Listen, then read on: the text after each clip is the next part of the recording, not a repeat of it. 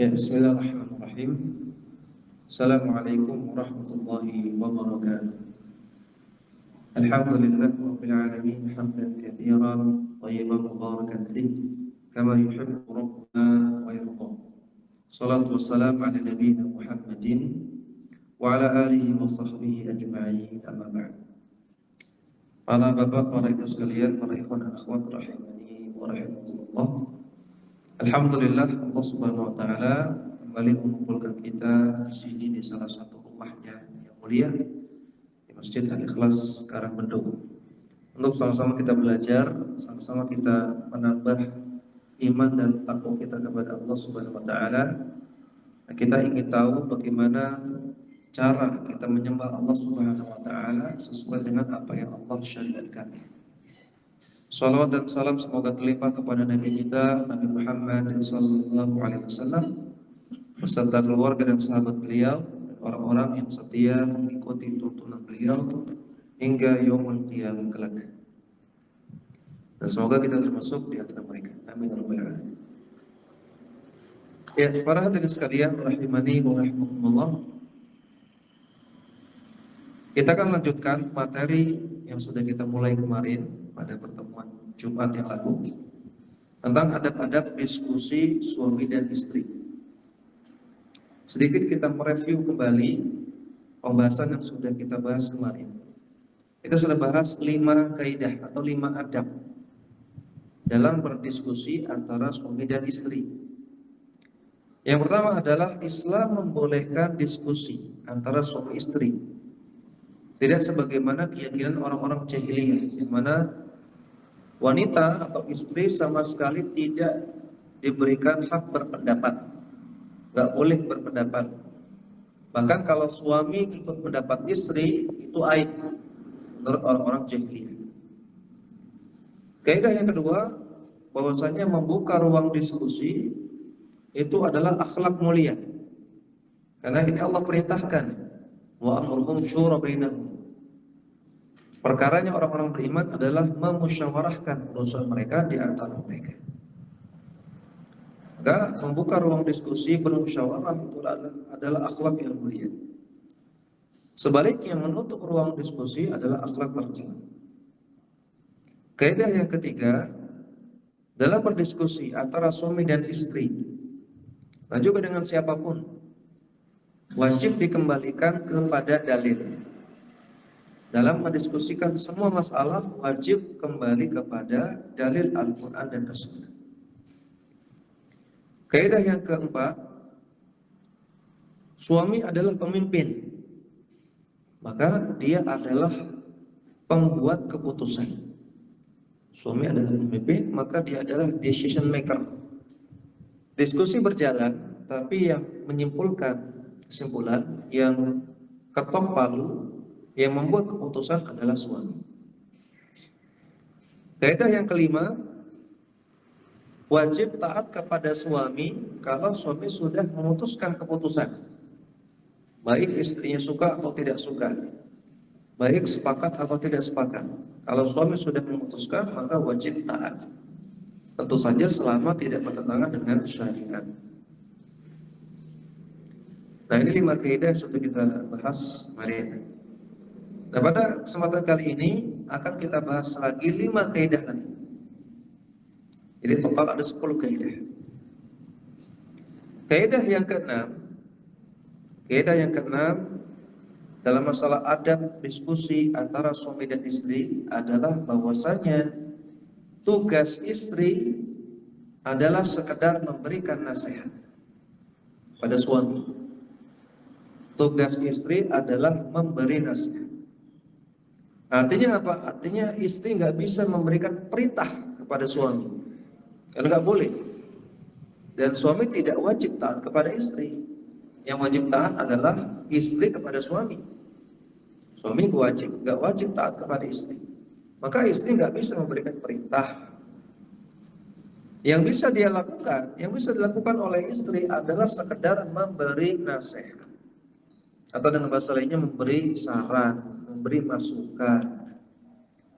Itu yang bisa dia lakukan. Allah Subhanahu wa taala berfirman, Wa dzakir fa inna dzikra tanfa'ul mu'minin.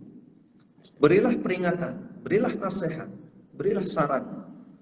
Karena sesungguhnya peringatan itu, nasihat itu bermanfaat bagi orang-orang yang beriman. Surat Al-Dzariyat ayat 55. Di sini Allah perintahkan untuk memberi nasihat, wadzakir. Maka memberikan nasihat kepada orang yang keliru, kepada orang yang salah, hukumnya wajib. Tentunya sesuai dengan kemampuan. Sebagaimana dalam hadis yang masyhur, Nabi bersabda, "Man ra'a minkum munkaran falyughayyirhu biyadihi." Siapa yang melihat kemungkaran, maka ubahlah dengan tangannya. Fa illam yastati', kalau tidak mampu maka bilisanihi, dengan lisannya. Fa illam yastati', kalau tidak mampu juga fa biqalbihi, maka dengan hatinya. Wa dzalika ad'aful iman, itulah iman yang paling lemah. Hadis Muslim, hadis sahih riwayat Muslim. Kata Syekh Abdul Muhsin Al-Abbad hafizahullah taala, mengingkari dengan tangan yang mampu melakukannya pertama adalah ulil amri kepada rakyatnya. Yang kedua, suami kepada keluarganya, suami kepada istrinya, kepada anaknya. Yang ketiga, seorang tua kepada budaknya. Inilah orang-orang yang mampu mengingkari dengan tangan, artinya dengan kekuasaan. Ya, dengan tangan bukan berarti dengan kekerasan. Dengan kekuasaan dia boleh maksa, dia boleh ngancam.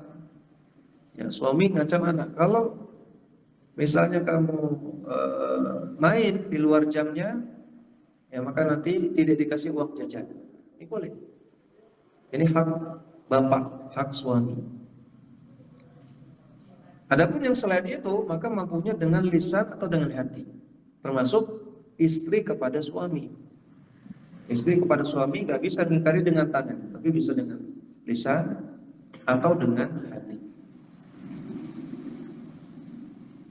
Nah, karena istri hanya bisa menasehati, hanya bisa memberikan saran, maka kemungkinannya dua, mungkin diterima, mungkin tidak. Namanya juga nasihat, namanya juga saran, bukan perintah, ya, bukan SK.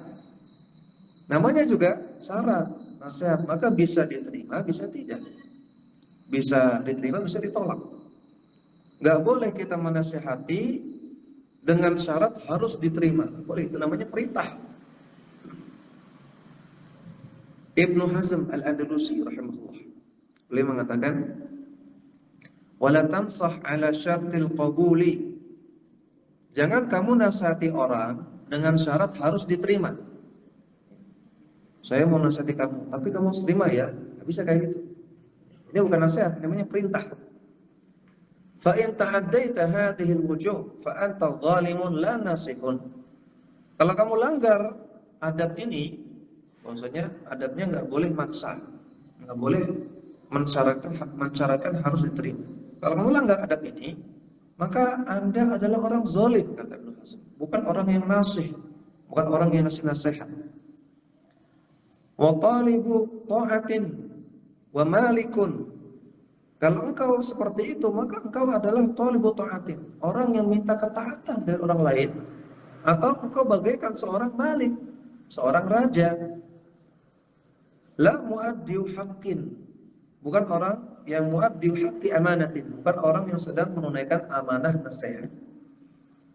Orang yang nasihati dengan syarat harus diterima, seolah-olah dia menempatkan dirinya bagaikan raja yang dinasihati jongos. Harus diterima, harus taati, harus diambil nasihatnya. Dia menempatkan dirinya sebagai raja, bukan sebagai saudara. Walaysa hadza hukmul aqli wala hukmus shadaqati. Kata Ibnu Hazm, ini enggak masuk akal. Dan ini tidak masuk sebagai sedekah, sebagai perbuatan ma'ruf. Lakin hukmal amiri ala ra'iyatihi. Namun ini bagaikan seorang amir, pemimpin kepada rakyatnya. Wasayyidi ma'a abidihi, bagaikan seorang tuan kepada budaknya. Kalau nasihat harus diterima. Ini bagaikan amir kepada rakyat, bagaikan tuan kepada budak. Maka istri nggak bisa memaksa suaminya untuk nurut sama nasihat istrinya. Nggak bisa memaksa untuk diterima nasihat. Namanya juga saran, namanya juga nasihat. Nah, maka sampaikan saja. Ya, istri kalau merasa pendapat suaminya keliru, dia diskusi. Kalau merasa pendapat suaminya keliru, ya sampaikan sanggahannya, sampaikan argumennya, sampaikan pendapatnya. Ya. Kalau diterima, alhamdulillah. Nggak diterima, nggak apa-apa.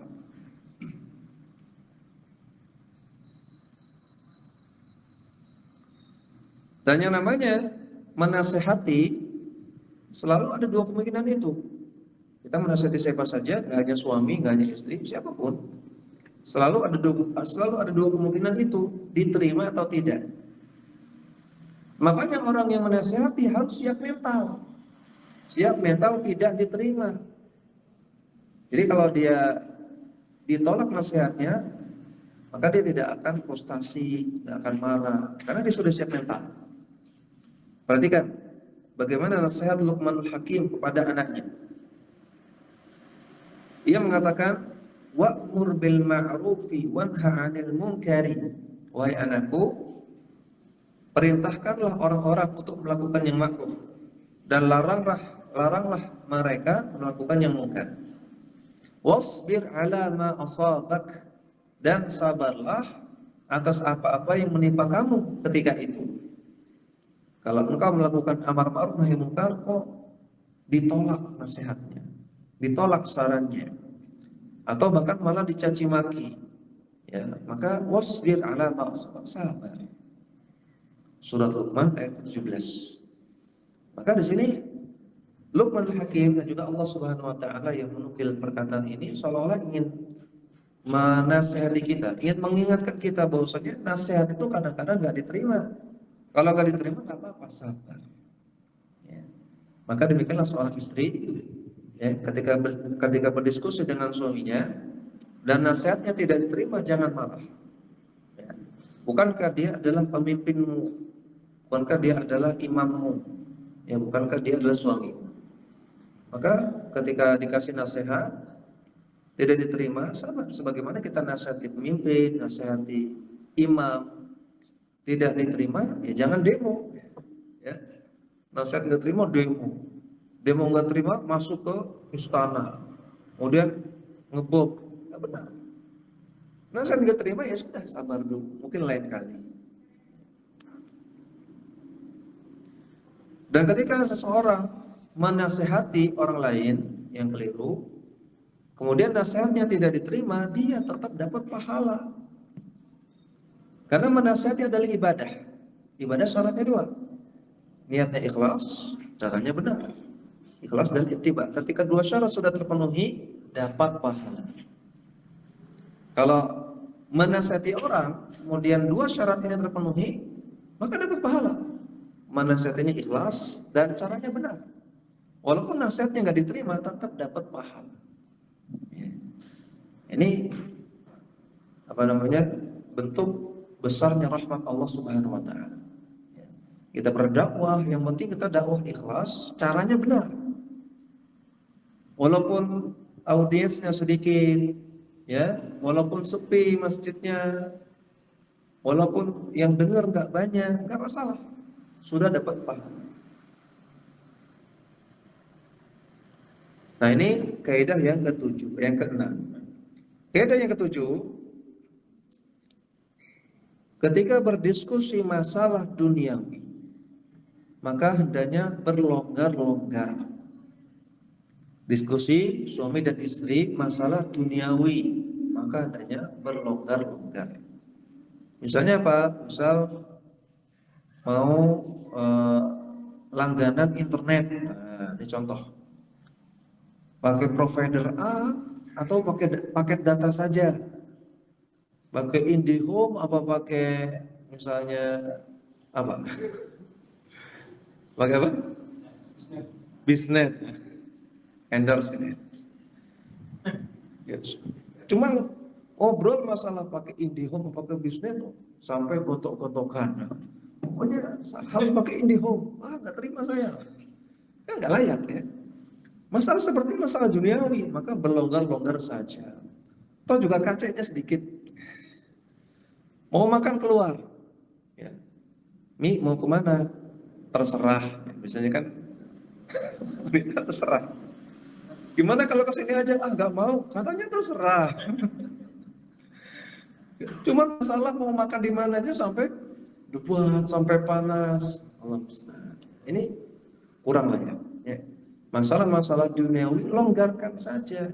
Ya. Kalau kata istri terserah ya cari warung makan namanya warung makan terserah. Selesai masalah.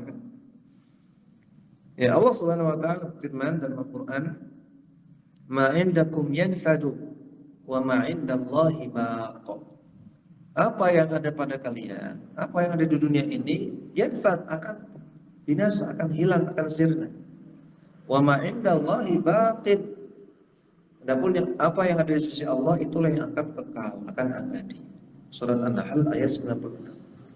Maka ngapain kita capek-capek debat panas-panas sampai berseteru suami istri untuk memperdebatkan masalah sesuatu yang akan sirna, yang sementara, yang akan hilang. Ini kurang layak. Maka masalah dunia itu masalah remeh, masalah yang sepele. Jangan sampai menjadi bahan perselisihan. Dalam hadis dari Maqal bin Yasar radhiyallahu taala bahwasanya Nabi sallallahu alaihi wasallam bersabda, "Afdalul imani as-sabru was-samahatu."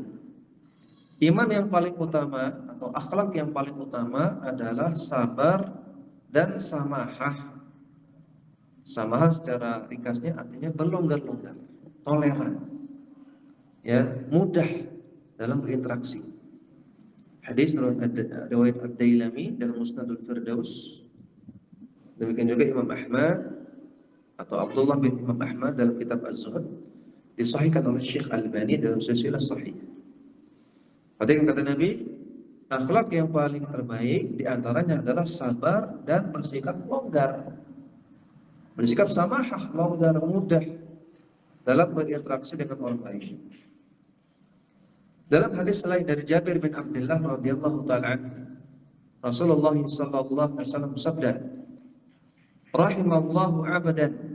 Semoga Allah Subhanahu wa taala merahmati seorang hamba, samhan idza ba'a, yang dia longgar mudah ketika menjual. Samhan idza ishtara, yang dia longgar mudah ketika membeli. Samhan idza qada, yang dia mudah kalau bayar hutang. Samhan idza qada, dan dia mudah longgar dalam nagih hutang. Hadis sahih riwayat Al-Bukhari. Di sini disebutkan empat muamalah, ya, 4 muamalah, yaitu menjual, membeli, bayar hutang, nagih hutang. Dan dalam 4 muamalah ini Allah puji atau Nabi puji orang yang berlonggar-longgar dalam melakukannya. Dan 4 ini masalah muamalah duniawiyah, ya. Menjual, membeli, bayar hutang, nagih hutang, ini masalah duniawi. Nabi puji atau Allah puji orang yang berlonggar-longgar dalam melakukannya, dalam bergampang-gampang, toleran dalam melakukannya. Artinya kalau jualan ya jangan terlalu pasang harga yang mahal. Kalau beli ya jangan terlalu sadis nawarnya. Kalau bayar hutang ya kalau bisa segera, jangan tunda-tunda. Kalau nagih hutang jangan galak-galak. Ini kan samhat, longgar. Allah puji orang yang berlonggar dalam masalah dunia. Imam Sun'ani rahimahullahu taala menjelaskan apa makna samahah. Beliau katakan tadi dalam hadis afdalul iman, iman yang paling utama adalah as-sabru. Ai as-sabru ala ta'ati. Sabar dalam melakukan ketaatan. Wa 'anil ma'asi tarkan, dan juga sabar dalam meninggalkan maksiat. Was-samahatu bil huquqi. Was-samahatu bil huquqi wa bima yajibu asy-syari'u wa bima yuhibbu asy-syari'u. Dan samahah, longgar, toleran dalam hukuk, dalam menunaikan hak-hak orang lain, dalam berinteraksi, dan juga dalam melakukan perkara-perkara yang dicintai oleh syariat. Ya, maka ini samahah di sini artinya samahah dalam berinteraksi, dalam menunaikan hak-hak orang lain, termasuk interaksi dengan suami atau dengan istri. Jadi tadi kalau masalah duniawi, contoh misalnya yang paling sering jadi perdebatan adalah masalah mudik, ya. Apalagi yang daerah asalnya beda. Ya. Istrinya mengatakan, Mas, tahun ini mudiknya ke rumah orang tuaku dulu. Nah, kemudian suaminya, oh nggak bisa. Ya. Saya kan suami, jadi ya ke rumah orang tua saya dulu. Nah, ini paling sering, ya, paling sering. Jadi permasalahan masalah mudik. Ya, apalagi kalau dananya mepet misalnya. Ya. Nah, maka masalah seperti ini harusnya berlonggar-longgar saja. Cari jalan tengah yang menguntungkan untuk semuanya. Ya, misalnya selang-seling tahun ini mudiknya ke rumah orang tuanya suami. Tahun depan ke rumah orang tuanya istri. Tahun depannya ke rumah orang tua suami lagi. Seperti itu selang-seling. Ya. Ya, atau misalnya kalau ingin semuanya dimudiki, maka cari opsi yang paling hemat, naik bis, mungkin motoran, ya, supaya semua bisa diladeni. Jadi berlonggar-longgar saja. Andai pun nggak bisa, misalnya tahun ini ya suami kekeh, pokoknya ke rumah orang tua suami dulu, ya sudah, istri ngalah dulu. Ya, toh bisa menyambung silaturahmi dengan telepon, dengan video call. Jadi berlonggar-longgar saja kalau masalah dunia. Dan ingat, masalah duniawi adalah masalah yang remeh, masalah yang bahkan hina. Saya sering sampaikan bahwasanya semua dalil Al-Quran dan As-Sunnah yang bicara tentang dunia, semuanya dalam konteks celaan. Semua dalil Al-Quran dan As-Sunnah yang bicara tentang akhirat, semuanya konteks memuji. Semua yang bicara dunia, celaan. Di antaranya hadis Nabi SAW mengatakan, "Lau kanatid dunya ta'dilu indallahi janaha ba'udatin." Kalau dunia itu nilainya setara dengan sehelai sayap nyamuk, masa kafirat minha syurbata ma'in, maka Allah nggak mungkin kasih orang kafir kenikmatan walaupun cuma seteguk air, nggak mungkin. Ketika realitanya kita lihat orang kafir banyak yang kaya raya, berarti dunia itu lebih rendah daripada sehelai sayapnya, lebih hina. Hadis riwayat At-Tirmidzi disahihkan oleh Syekh Al-Albani. Maka jangan sampai perkara yang hina ini bikin rumah tangga retak, ya, bikin rumah tangga hancur, bikin cekcok suami istri, karena gara-gara masalah duniawi yang hina. Kemudian kaidah yang ke-8. Ketika berdiskusi antara suami dan istri, maka wajib hukumnya menggunakan kata-kata yang baik. Wajib hukumnya menggunakan kata-kata yang baik. Sepanas apapun, sengeyel apapun pasangan Anda, ya, tidak hanya suami, ya, kadang-kadang istri juga ngeyel. Sengeyel apapun pasangan Anda, gunakan kata-kata yang baik.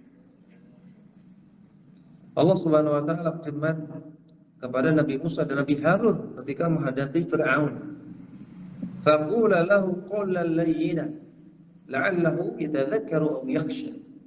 Wahai Musa, wahai Harun, sampaikanlah kepada Fir'aun perkataan yang layyinan, yang lemah lembut. Mudah-mudahan dia ingat atau takut kepada Allah. Surah Thaha ayat 44. Kepada Fir'aun yang begitu bengis saja, yang semua bayi laki-laki yang lahir dibunuh hidup-hidup. Fir'aun itu, yang dia menerapkan pajak atau upeti yang tinggi kepada rakyatnya, yang dia menyiksa, menghukum rakyatnya tanpa peradilan, yang dia mengaku ana rabbukumul a'la, mengaku Tuhan. Ini orang sudah paling parah, ya. Tapi kepada orang seperti ini saja disuruh Nabi Musa dan Nabi Harun untuk mengucapkan kalimat yang lemah lembut, yang layyin. Maka sekarang kalau ada istri punya suami yang kurang baik lah akhlaknya, apakah dia separah Fir'aun? Kan tidak, ya. Atau suami punya istri yang kurang baik, apakah istrinya separah Fir'aun? Kan juga tidak. Maka lebih layak lagi untuk berlemah lembut kepadanya. Dari Abdullah bin Mas'ud radhiyallahu ta'ala anhu, Nabi sallallahu alaihi wasallam bersabda, Laisal mu'min bit-ta'ani walal la'ani walal fahishi walal badhi. Seorang mukmin bukanlah orang yang suka mencela, bukanlah orang yang suka melaknat, bukan orang yang suka bicara fahish, fahish bicara kotor, dan juga orang yang bicara badhi, badhi artinya bicara cabul yang terkait dengan kemaluan. Orang mukmin bukan orang yang seperti itu, melaknat, mencela atau kata-kata kotor. Hadis riwayat At-Tirmidzi disahihkan oleh Syekh Al-Albani. Ya, maka ketika berdiskusi dengan suami atau dengan istri, sepanas apapun, senial apapun pasangan Anda, hindari kata-kata yang kurang baik, hindari kata-kata kotor, hindari celaan, hindari laknat, makian. Ya. Cari alternatif lain. Nah, jadi kalau jengkel, cari kata-kata alternatif lain yang tidak termasuk celaan, yang tidak termasuk makian, yang tidak termasuk kata-kata kotor. Misalnya apa? Jangan ngeyel Tommy. Nah, jangan ngeyel ini celaan enggak? Insya Allah enggak. Ini cuma agak keras sedikit. Nih. Jangan gitu Tommy. Nah, jangan gitu Tommy. Nah, itu kan tegas ya, tapi enggak masuk celaan. Ketika dia melihat istrinya misalnya membantah atau istrinya itu pakai nada tinggi, ya maka suaminya mengatakan jangan gitu Tommy, jangan ngeyel Tommy, jangan ngeyel Tommy. Kan bisa seperti itu. Cari alternatif lain, cari diksi yang lain yang tidak termasuk celaan, makian, kata-kata kotor. Ya, jangan katakan bodoh, goblok atau yang semisal. Jangan. Ini sudah kata-kata kotor. Ya. Apalagi mas? Ya. Nah, jadi harus jadi orang yang cerdas dalam memilih kata-kata, dalam memilih diksi. Dan jangan remehkan kata-kata yang keluar dari lisan kita. Ya, kadang-kadang kita ngomong bodoh, goblok itu udah jadi refleks gitu ya. Apalagi orang-orang Jakarta, orang Surabaya. Ya. Saya sebagai orang Jakarta tahu gitu ya. Orang Surabaya ya ngomong apa namanya jancuk itu biasa. Ini jangan diremehkan. Kadang-kadang kata-kata yang kita anggap biasa ternyata fatal akibatnya. Nabi mengatakan inna rajula la yatakallam bil kalimati la yara biha ba'san. Ada orang yang dia mengucapkan satu kalimat yang dia anggap biasa-biasa saja. Tadi ucapan-ucapan yang refleks keluar. Ternyata yahwi biha sab'ina kharifan finnari. Kata-kata yang dianggap biasa ini menyeret dia sejauh 70 tahun perjalanan ke neraka. Ya bukan 70 tahun perjalanan traveling. Ini kan neraka. Allah musta'an. Hadis riwayat Tirmidzi disahihkan oleh Syekh Al-Albani. Maka jangan remehkan kata-kata yang kotor yang keluar dari mulut kita, itu dampaknya bisa fatal. Istri kalau dikatakan goblok, contohnya goblok, walaupun cuma 6 huruf, 2 suku kata, itu bisa berbekas bertahun-tahun. Istri bilang, apalagi istrinya S3, suaminya S1. S1 kok berani-beraninya bilang S3 goblok. Istrinya kerasa banget, kena mental gitu. Oh, saya S3 kok dibilang goblok sama S1. Dia inget-inget terus. Bisa jadi demikian ya. Satu kata yang kita anggap ringan, tapi bagi orang yang kita ucapkan itu bisa jadi teringat terus, nempel terus dalam otak. Yang para ulama mengibaratkan kata-kata kotor sebagaimana paku yang ditancapkan ke kayu. Mungkin pakunya bisa kita cabut, tapi lubangnya masih ada, masih berbekas. Maka hindari kata-kata yang kotor, makian, cacian. Kita jeda dulu untuk adzan. Insyaallah kita lanjutkan nanti setelah sallallahu alaihi Muhammadin wa ala alihi wasallam.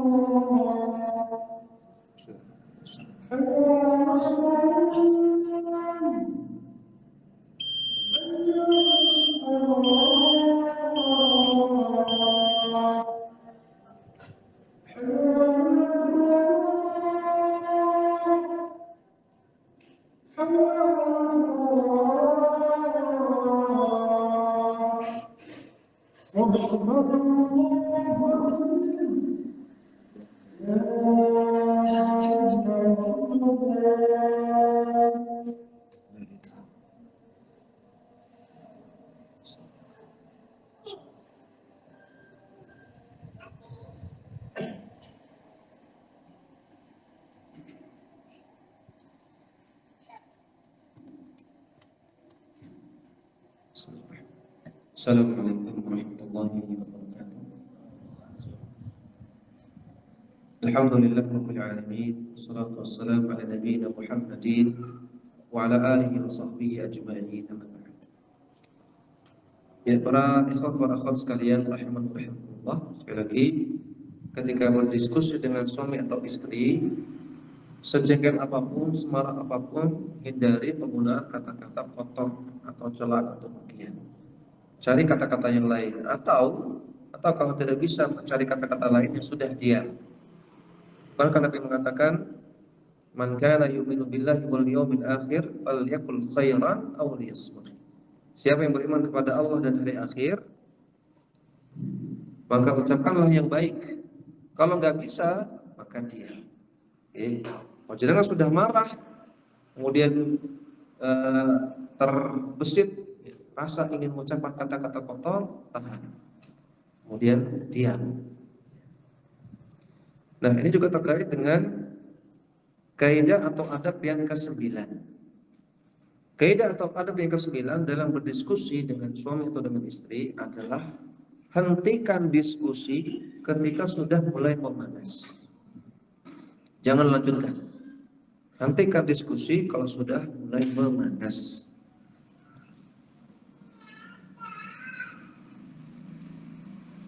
Al-Imam Malik bin Anas, beliau punya murid namanya Al-Haytham bin Jamil.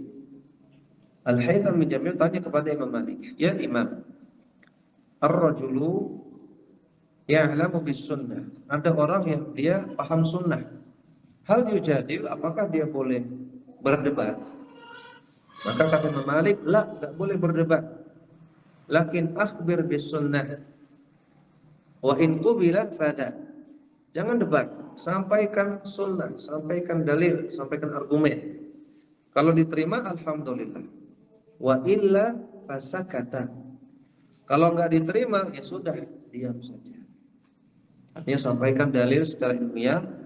Kalau lawan debat itu enggak terima, panas, ya, atau dia marah, maka sudah diam. Lagi pula enggak ada gunanya kita meladeni orang marah, orang jengkel. Jadi prinsip menasihati seperti itu. Prinsip diskusi seperti itu. Kalau sudah mulai melibatkan emosi, sudah marah-marah, udah berhenti dulu. Nanti lain waktu bisa dilanjutkan. Jadi suami atau istri kalau sudah diskusi, kemudian buntu, tidak ketemu jalan tengah, kemudian suasana memanas, suara sudah mulai meninggi, maka hentikan, jangan lanjutkan. Dan tentunya ini lebih ditekankan kepada suaminya. Suaminya harus bisa memutuskan mi atau yang, gitu ya. Kalau gitu kita berhenti dulu diskusinya. Lain waktu kita lanjutkan lagi. Ini sudah enggak kondusif seperti itu. Dia sebagai pemimpin dia harus bisa putuskan kapan lanjut, kapan berhenti. Dan juga kepada para istri juga demikian. Hendaknya dia bisa menilai suasana. Kalau kira-kira suaminya sudah mulai jengkel, sudah menunjukkan nada yang tinggi, sudah menggunakan diksi-diksi yang keras tadi, jangan ngeyel loh, ini sudah keras. Maka dia harus bisa menangkap sinyal-sinyal itu. dan hentikan diskusi. Ya sudah mas, tidak apa-apa. Lain waktu kita lanjutkan. Seperti itu. Ya. Jadilah istri yang menyenangkan bagi suami. Ini adalah salah satu sifat wanita yang saleh. Pernah ditanya kepada Rasulullah SAW, ya Rasulullah, ayyun nisa'i khairun? Wahai Rasulullah, wanita mana yang paling baik? Qala, Nabi mengatakan, allati tasurruhu idza nadhara. Wanita yang menyenangkan engkau ketika engkau melihat dia. Wa tuti'uhu idza amara. Dan wanita yang taat kepadamu kalau diperintahkan. Wala tukhalifuhu fi nafsiha wa maliha bima yakrahu. Dan dia tidak menyelisihi suaminya pada urusan dirinya dan pada urusan hartanya. Walaupun itu urusan dirinya istri atau hartanya istri, tapi kalau suami melarang, dia nurut. Dan dia tidak membuat suaminya benci.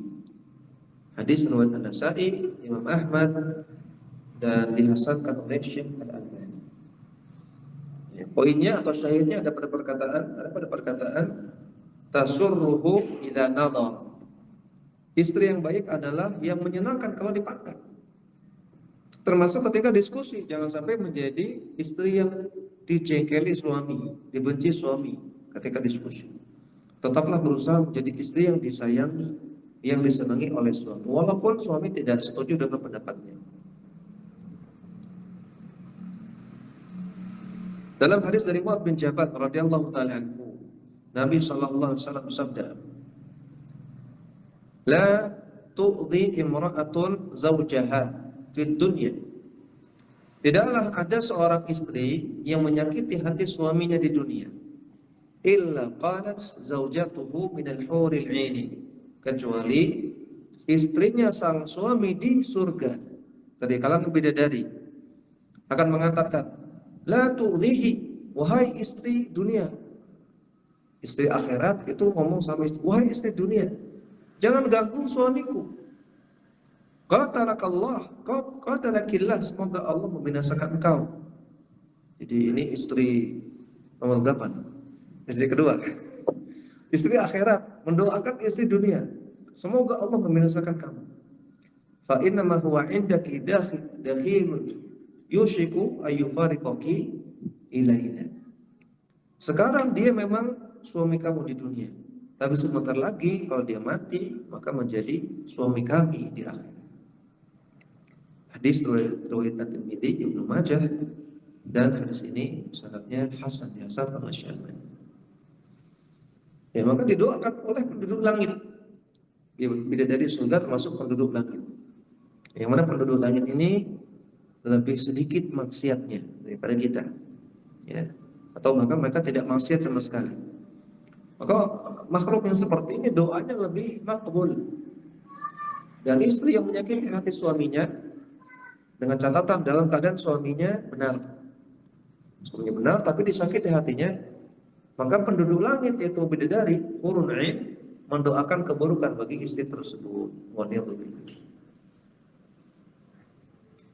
Perhatikan bagaimana istrinya para salaf zaman dahulu ketika berdiskusi, ketika berbicara dengan suaminya. Istrinya Sa'id ibn Musayyab. Sa'id ibn Musayyab seorang ulama tabi'in, masih kalangan salaf. Istrinya mengatakan, "Ma kunna nukallimu azwajana illa kama nukallimu umara'akum." Tidaklah kami bicara kepada suami-suami kami kecuali seperti kami bicara kepada ulil amri kalian, kepada presiden, kepada raja kalian. Kami menggunakan kata-kata aslahakallah, afakallah, yang artinya aslahakallah itu semoga Allah memperbaikimu, afakallah semoga Allah memaafkan. Ini sebetulnya ucapan celaan, ya, ucapan celaan. Aslahakallah berarti artinya semoga Allah memperbaikimu, berarti ada yang salah dengan dia. Tapi dengan diksi yang bagus, doa. Aslahakallah, semoga Allah memperbaiki diri. Afakallah, semoga Allah memaafkan kamu. Berarti ada yang salah dengan dia, ya kan? Itu salah sebetulnya. Tapi menggunakan diksi yang bagus, semoga Allah memaafkan kamu. Nah, dia salah. Atau bisa dengan Allahu yahdik, hadakallah, semoga Allah memberi kamu hidayah, seperti itu. Nah, ini cara bicara orang kepada pemimpinnya yang salah. Tapi langsung ya, hadap-hadapan, one on one dengan pemimpinnya, bukan di jalan. Para salaf dahulu ketika bicara dengan pemimpin, kalau pemimpinnya salah, didoakan, Allah yahdik, aslahakallah, afakallah, seperti itu. Kalau pemimpinnya salah, kalau pemimpinnya benar, ya jazakallah khairan, barakallahu fikum, ahsanallahu ilaikum, seperti itu. Nah, intinya kata istrinya Sa'id bin Musayyab, mereka dahulu kalau bicara dengan suaminya seperti bicara kepada ulil amri, sopan, ya, tidak meninggikan suara, menggunakan kata-kata yang bagus, merendahkan dirinya, ya, memberikan saran, bukan memberikan perintah. Itu sifat bicara kepada ulil amri. Maka hendaknya demikianlah yang dipraktekkan oleh para istri. Kemudian masih masalah ini, ya, bahwasanya kalau suasana sudah mulai memanas, hentikan diskusi, jangan lanjutkan. Kemudian juga masalah yang ada, kalau diskusi itu mentok, nggak dapat jalan tengah, jangan sampai dibawa tidur. Jangan sampai dibawa tidur. Artinya apa? Artinya walaupun belum ada solusi, belum ada jalan keluar, hendaknya ada yang minta maaf. Apakah istrinya, apakah suaminya, supaya mereka tidur dalam keadaan tidak jengkel satu sama lain. Perhatikan hadis dari Anas bin Malik radhiyallahu taala anhu, Nabi bersabda, "Ala ukhbirukum bi nisaikum fil jannah." Maukah aku kabarkan kepada kalian bagaimana istri-istri kalian di surga? Qulna bala ya Rasulullah. Kata para sahabat, tentu wahai Rasulullah, kami mau. Kata Nabi SAW, kullu wadudin wadudin. Ciri-ciri wanita ahli surga adalah orang-orang yang penyayang, yang walud, yang banyak anaknya. Idza ghadibat aw si'a ilaiha aw ghadiba zawjuha qalat. Kalau dia marah atau dia merasa diganggu oleh suaminya, atau suaminya marah sama dia, baik marahnya dari sisi istri ke suami atau marahnya dari sisi suami ke istri, tetap yang mengatakan adalah istri, tetap yang bilang adalah istri. Istri bilang apa? Qalat hadhihi yadi fi yadik. Ini tanganku di atas tanganmu. Ini bukan sekedar perkataan ya, ini juga dipraktekkan. Ini tanganmu, ini tanganku di atas tanganmu. Jadi ada sentuhan. Sambil ngomong sambil dipegang tangan suaminya. La aktahilu bi ghamdin hatta tarda. Aku tidak akan bisa terpejam, aku tidak akan bisa tidur sampai kamu ridho, sampai kamu tidak jengkel sama saya. Seperti itu. Kata Nabi, ini ciri wanita penghuni surga. Dan tadi perhatikan, idza ghadibat aw si'a ilaiha. Karena istrinya marah atau suaminya ganggu dia sehingga dia marah, aw ghadiba zawjuha, atau suaminya yang marah. Ya, tiga keadaan. Istrinya marah, ya, atau istrinya diganggu suaminya, kemudian marah. Yang ketiga, suaminya yang marah pada istrinya. Tetap yang minta maaf istri. Istrinya mengatakan, ini tanganku di atas tanganmu, aku tidak bisa tidur nyenyak kecuali kau ridho, kecuali kau maafkan. Ya. Hadis riwayat At-Tabarani disahihkan oleh Syekh Al-Albani dalam Silsilah Shahih. Ini bukan berarti yang minta maaf harus istri, dan ya, boleh yang minta maaf suami, boleh, bahkan ini akhlak yang mulia.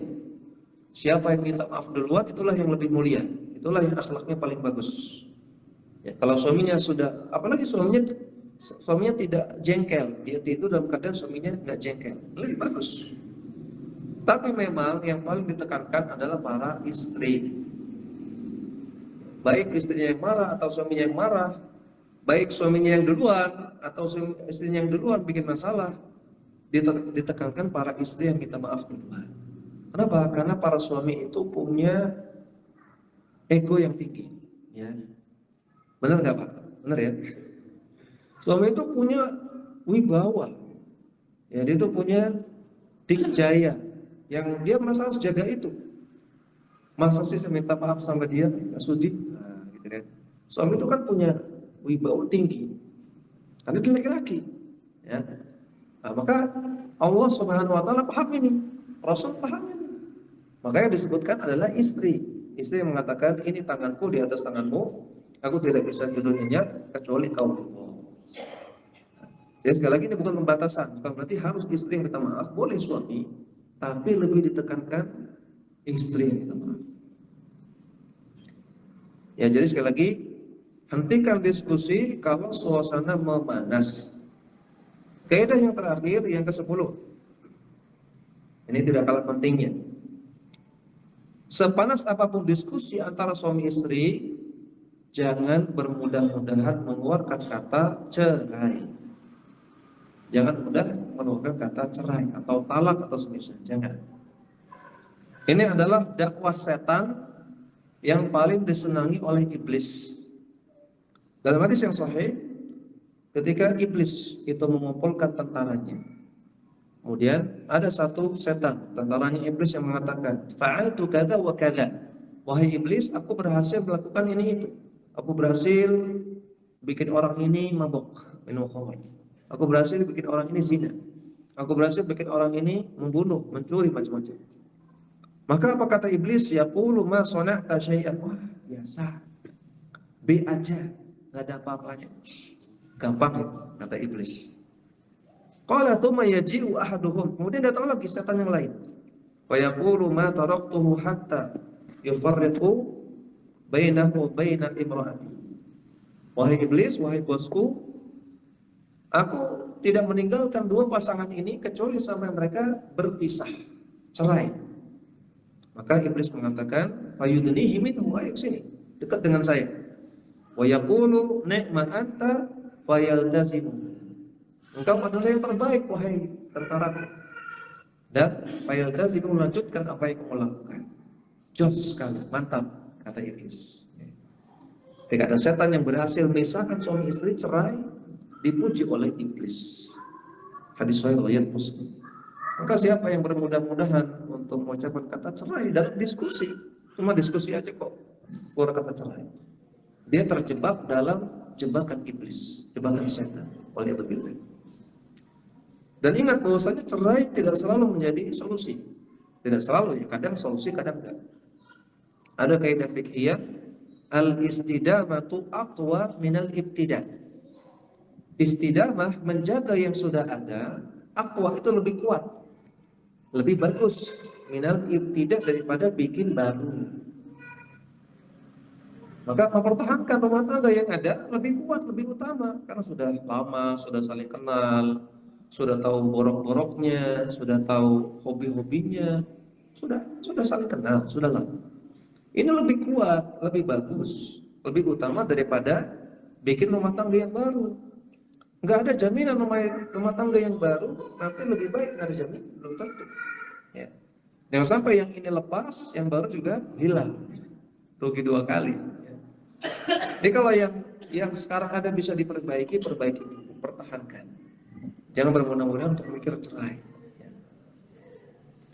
Nah ini 10 kaidah atau 10 adab dalam diskusi dengan suami atau dengan istri.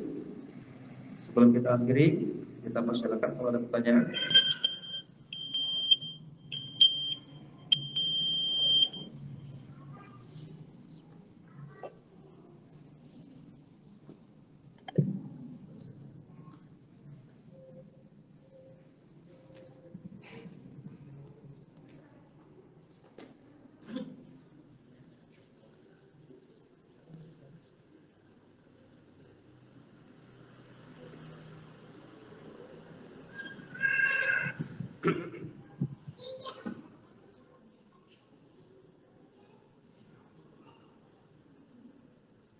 Ya, kemarin di kaidah yang kelima, kalau suami sudah menetapkan keputusan, maka wajib ditaati. Ya, selama tidak bertentangan dengan syariat. Mana Pak Kun nanya, bagus pertanyaannya. Apakah itu harus disepakati keputusannya oleh suami istri? Jawabannya tidak. Karena suami adalah pemimpin, ar-rijalu qawwamuna 'alan nisa. Laki-laki adalah pemimpin bagi wanita, bagi istri. Maka dia punya hak untuk memutuskan. Pemimpin punya hak untuk memutuskan.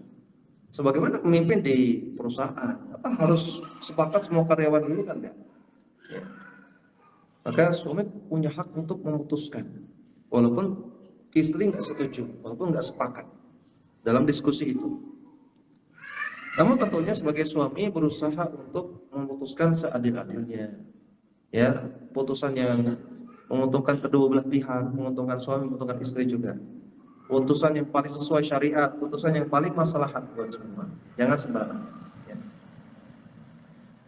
Ya, ini yang bisa kita sampaikan pada kesempatan kali ini, mudah-mudahan bermanfaat. Semoga Allah Subhanahu wa taala menjadikan keluarga kita keluarga yang langgeng, yang minimalis konfliknya. Ya Allah mudahkan untuk mendapatkan solusinya kalau terjadi konflik, perselisihan. Allah jadikan keluarga kita keluarga yang isinya adalah orang-orang yang soleh, yang soleha, menjadi penyejuk mata orang-orang yang ada di dalamnya. Keluarga yang sakinah, keluarga yang mawaddah dan rahmah. Nah, semoga Allah Subhanahu wa taala tidak hanya mengumpulkan kita di dunia dalam keluarga kita, namun juga mengumpulkan kita di akhirat.